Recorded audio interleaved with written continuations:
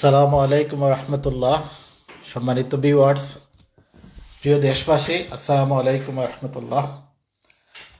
কোনো পূর্ব ঘোষণা ছাড়াই এই মুহূর্তে লাইভে আসলাম, কিছু জরুরি কথা বলা দরকার। এই জন্য আশা করি দেশবাসী, পৃথিবীর বিভিন্ন দেশে বাংলাদেশি প্রবাসীরা সবাই ভালো আছেন। সবাইকে লাল সালাম, বিজয়ের শুভেচ্ছা। বিজয় বিজয় চিহ্ন, আমাদের শুভেচ্ছা, বিজয়ের শুভেচ্ছা।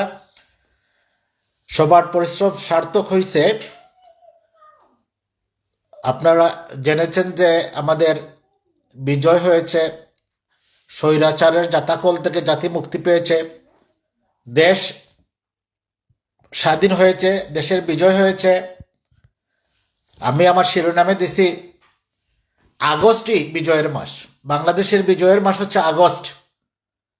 এই আগস্ট যেন বারবার ফিরে আসে বাংলাদেশের জনজীবনে। তো লাইভের শুরুতে একটা দাওয়াত দিয়ে দেই। আমার দেশের বাড়িতে কালকে সকাল 9:30টায় সবার মিষ্টিমুখের দাওয়াত আয়োজন করা হয়েছে। আপনারা যারা কাছাকাছি আছেন, দেশে এলাকার আমাদের ভাই বন্ধু, আমাদের শুভার্থী যারা আছেন, তারা কালকে সকালে আমার বাড়িতে কষ্ট করে যাবেন, একটু মিষ্টিম করে আসলেন। আরেকটি কথা, সেনাবাহিনীর প্রধান সুস্পষ্ট বলেছেন যে জাতীয় সরকার হবে, ইন্টারিম গভর্নমেন্ট হবে। কারফিউ তুলে নেওয়া হয়েছে। সম্মানিত দর্শক, জরুরি কিছু কথা বলতেছি। কারফিউ উড্ড করা হয়েছে, সন্ধ্যা আইন প্রত্যাহার করা হয়েছে। জনগণকে শান্ত থাকতে সেনাপ্রধান অনুরোধ করেছেন। সকল হত্যার বিচার করা হবে, সকল গুমের বিচার করা হবে, সকল পাচারের বিচার করা হবে, রাষ্ট্রীয় সম্পদ লুণ্ঠনের বিচার করা হবে, সব বিচার হবে ইনশাল্লাহ। আপনারা ধৈর্য ধরুন, আপনারা ধৈর্যের পরিচয় দিন, শান্ত থাকুন এবং শৃঙ্খলা মেনে চলুন। সেনাবাহিনীর প্রধান জেনারেল ওয়াকারুজ্জামান দেশ পার্টির প্রতি অনুরোধ করেছেন যে দেশের মানুষ যেন শান্তি থাকে, শৃঙ্খলার সাথে চলে এবং স্বাভাবিক জীবনযাপন করে। সন্ধ্যা আইন উড্ড করা হয়েছে, কারফিউ উড্ড করা হয়েছে। বাংলাদেশে বিজয় হয়েছে এবং সুস্থ এবং স্বাভাবিক বাংলাদেশ আছে।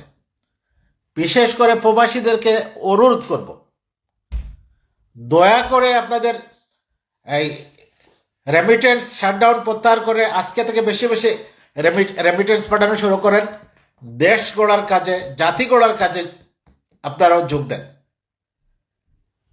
দেশের আমাদের সুপ্রিয় ছাত্ররা, তারা বিজয় ছিনিয়ে এনেছে, তারা রক্ত দিয়েছে, তাদেরকে আমরা স্যালুট জানাই। পাশাপাশি প্রবাসী যারা যোদ্ধা, আমি তাদের কথা স্মরণ করতে চাই আমার বক্তব্যের শুরুতেই।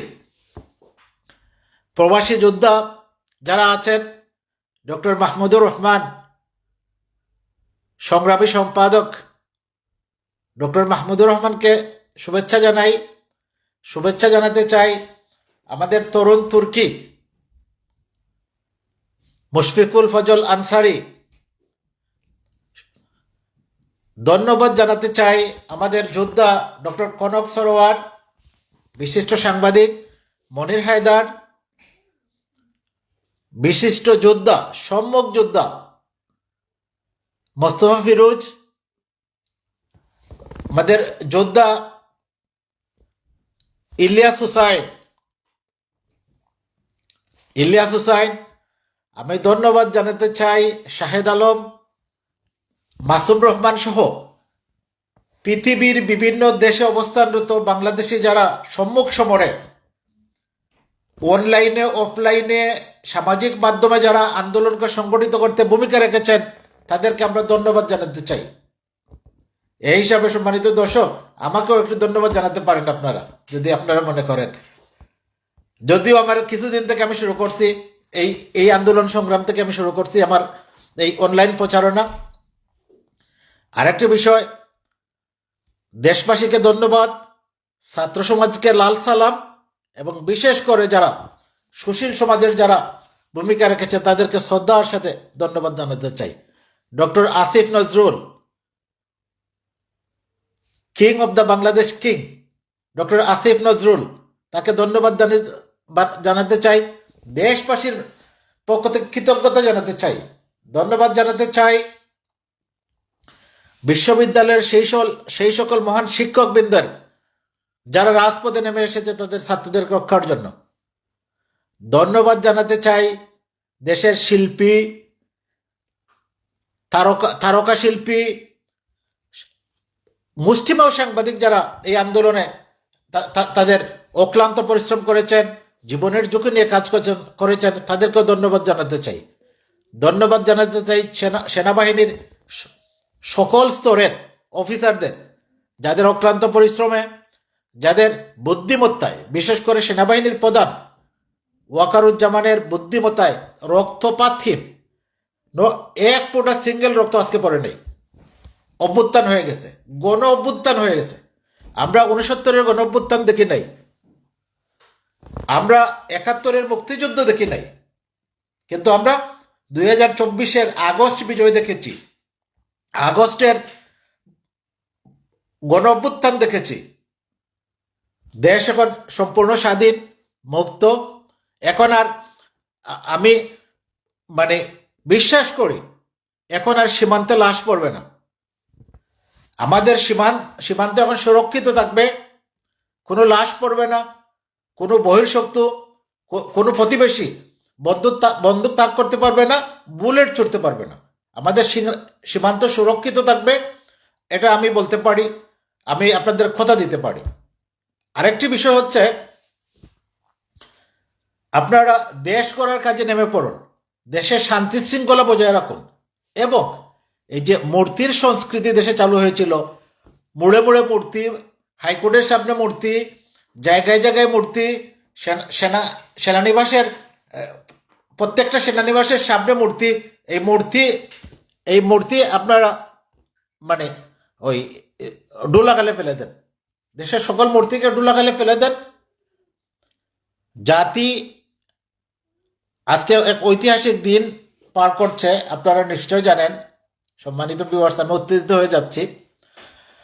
এক ঐতিহাসিক বিজয় দেখছে, যেখানে যারা দেশের মালিক ছিল, যারা নিজেদেরকে দেশের জমিদার মনে করত, তারা পালিয়ে গেছে।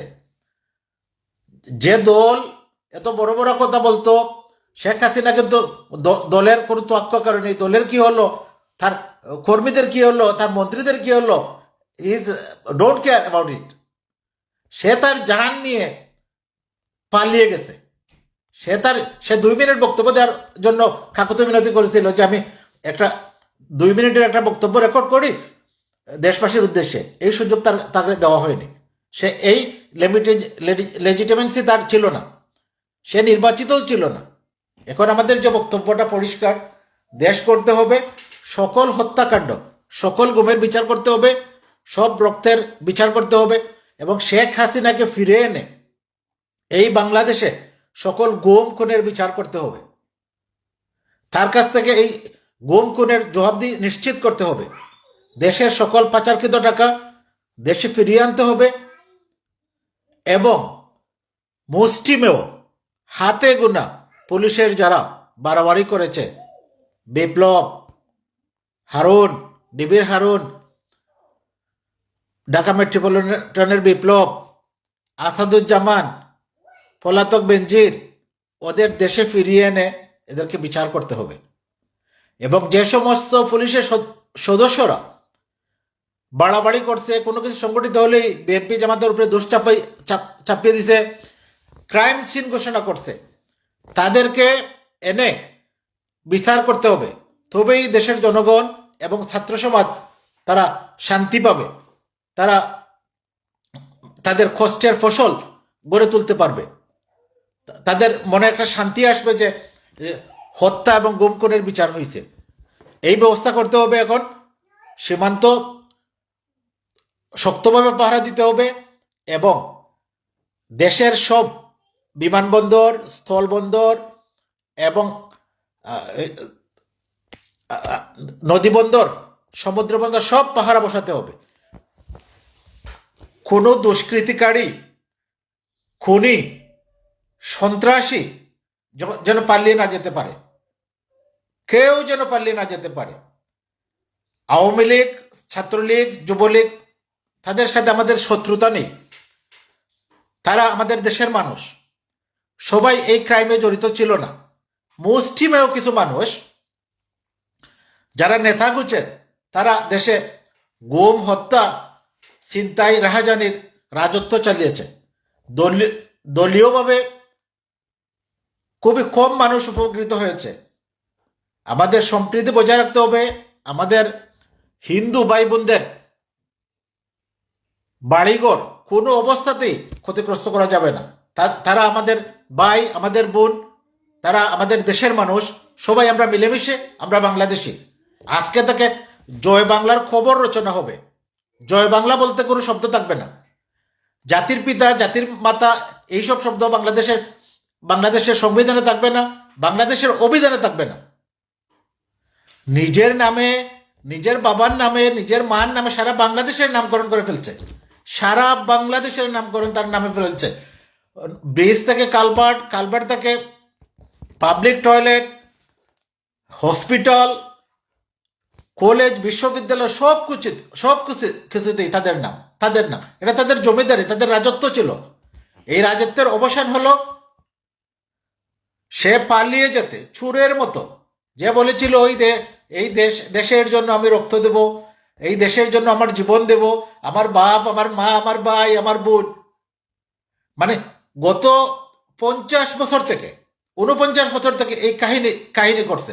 আমার ভাই, আমার মা, আমার ভাই, আমার মা, কথায় কথায় তাজা রক্ত রাস্তায় লেগে আছে।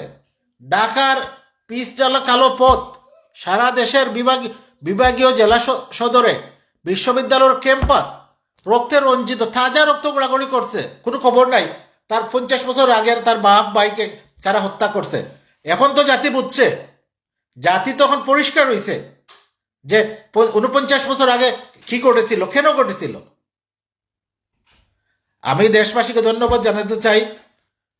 49 বছর আগের পুনরাবৃত্তি হয় নাই, মানে হত্যা করা হয় নাই, এটা খুব ভালো সিদ্ধান্ত। কোনো রক্তপাত হয় নাই, এটা খুবই ভালো সিদ্ধান্ত। কিন্তু তাদেরকে এখন ছাড়া যাবে না, বিচারের মুখোমুখি করতে হবে। যারা অপরাধী তাদেরকে কমিশন গঠন করে বিচারের ব্যবস্থা করতে হবে।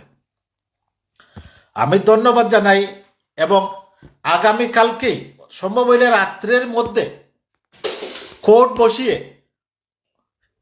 যাদেরকে গ্রেফতার করা হয়েছে, বিপি নুরুল হক নূর, আন্দালিব রহমান পার্থ সহ যারা রাজনৈতিক নেতৃবৃন্দ যাদেরকে গ্রেফতার করা হয়েছে, তাদেরকে আজকে রাত্রের মধ্যে, সম্ভব হইলে আজকে রাত্রের মধ্যে, নতুবা কালকে সকালেই মুক্তি দিতে হবে। তাদেরকে মুক্তির ব্যবস্থা করুন। দেশ গড়ার কাজে তাদেরকে নিয়োজিত করুন। আর সর্বদলীয় সরকার, মানে জাতীয় সরকার হবে, এটা বলা হয়েছে। রাষ্ট্রপতি সিস্টেম, যেহেতু যদিও রাষ্ট্রপতি এই তল্পিবাহক, 5 রাষ্ট্রপতি, আমি তারে অসম্মান করে কথা বলতে চাই না, আমাকে ক্ষমা করবেন। রাষ্ট্রপতি সাথে দেখা করে ফরম্যাট সাজিয়ে জাতীয় সরকার হবে, সেখানে আওয়ামী লীগের কেউ থাকবে না। কারণ ওরা দালাল, ওরা রাজাকার। আজকে থেকে রাজাকার শব্দ আর আওয়ামী লীগের সাথে একাকার হয়ে যাবে। কারণ তারা ভারতীয় দালাল, ভারতীয় রাজাকার, এবং তাদের শেষ আশ্রয় হয়েছে ভারতে। ওবায়দুল কাদের, কাউয়া কাদের তো কালকেই চলে গেছে ভারতে।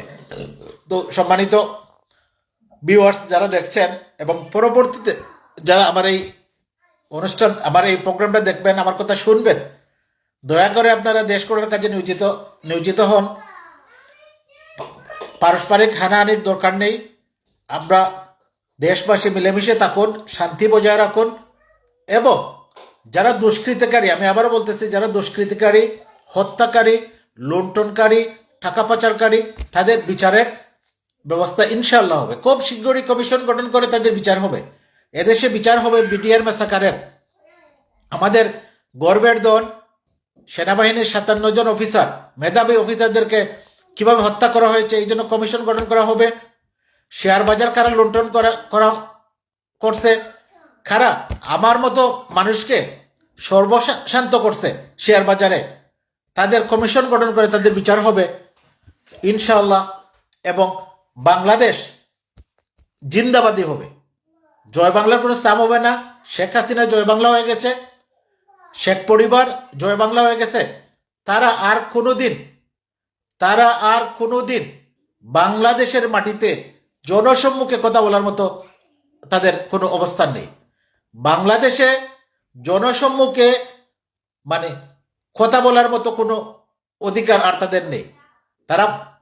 সে যদি এত সাহসী ছিল, তার বাপ যদি এই দেশ স্বাধীন করে থাকে, তাইলে সে হাসি মুখে রক্ত দিল না কেন? সে শেষ পর্যন্ত টিকে থাকলো না কেন? কেন এসব হলো না? তো আমি সেনাবাহিনীর প্রধানের সাহসী ভূমিকার জন্য অভিনন্দন জানাই, ধন্যবাদ জানাই, স্যালুট জানাই, যে শেষ হইয়া মানে শেষ থেকে শুরু। কিন্তু রবীন্দ্রনাথের একটা কবিতা আছে না, আমার হইল শেষ তোমার হইল শুরু। এই সেনাপ্রধান শেখ হাসিনা শেখ সেনাপ্রধান, সে তাকে যাইতে দিছে, সেফ এক্সিট করে দিছে, এটাই অনেক বড়। তাকে বিচারের মুখোমুখি করা দরকার ছিল, তাকে আটকে রেখে বিচারের মুখোমুখি করা দরকার ছিল। তারপরেও বলবো, বিশ্ববাসীর কাছে আবেদন জানান, বিশ্বের কোথাও যেন এই খুনি, স্বৈরাচার, লুণ্ঠনকারী এই শেখ হাসিনার যেন কোথাও আশ্রয় না হয়, পৃথিবীর কোথাও যেন তার আশ্রয় না হয়। মার্কিন যুক্তরাষ্ট্রকে বলবো, তারা যেন কোথাও আশ্রয় নিতে না দেয়, তারা যেন এ বিষয়ে কাজ করে। এবং জয় বাগনা, আমাদের বাগিনা জয়, বিজ্ঞানী জয় কুকুরের সাথে ঘুমায়। তার বউ তাকে রেখে চলে গেছে, সে কুকুর পালে এবং কুকুর নিয়ে ঘুমায়। এই জয়কে হাজার হাজার লক্ষ লক্ষ কোটি টাকা পাচারের দায়ে বাংলাদেশে এনে বিচার করা হোক। সম্মানিত ভিউয়ার্স, এই ছিল কথা। আর প্রবাসীদের কাছে জোর হাত করি, অনুরোধ করি, আপনারা আপনাদের রেমিটেন্স শুরু করেন, রেমিটেন্স বিপ্লব, রেমিটেন্স পাঠানো শুরু করেন দেশ গড়ার কাজে। দেশ এখন একটা ক্রাইসিস মুহূর্তে চলছে। তারা লুণ্ঠন করে দেশকে নিঃস্ব করে দিছে। দেশের অর্থনীতি, দেশের রেমিটেন্স, দেশের রিজার্ভ সব কিছু ধ্বংস করে দিছে, সব কিছু শূন্য করে দিছে। এখন দেশ গঠনের কাজে, দেশের স্বাভাবিক কার্যক্রম চালানোর জন্য, দেশকে গতিশীল রাখার জন্য আপনাদেরকে দেশ গড়ার কাজে নিয়োজিত হতে হবে, রেমিটেন্স পাঠাতে হবে। প্রবাসীরা কিন্তু রেমিটেন্স যোদ্ধা, প্রবাসী মুক্তিযোদ্ধা। আর আগস্ট হচ্ছে বিজয়ের মাস, আমি এটা আগেই বলেছি। সবাইকে বিজয়ের শুভেচ্ছা। এই আগস্ট যেন বারবার ফিরে আসে, বিজয় দেশের মানুষের মুখে যেন হাসি ফুটে, মানুষ যেন নিশ্চিন্তে ঘুমাতে পারে, মানুষ যেন সিকিউর ফিল করে, নিরাপদ ফিল করে। এবং আরেকটি কথা বলতে চাই, জিনিসপত্রের দাম খুব বেশি। এই ইন্টারিম গভর্নমেন্ট যারা আসবে, তারা যেন জিনিসপত্রের দাম কমাতে এটা ব্যবস্থা নেয়, হুট করে হবে না, এটা তারা যেন একটা ভালো একটা ব্যবস্থা নেয়, এই প্রত্যাশা করি। আর সম্মানিত ভিউয়ার্স, সবাই ভালো থাকবেন, সুস্থ থাকবেন, সবার জন্য শুভকামনা। আসসালামু আলাইকুম।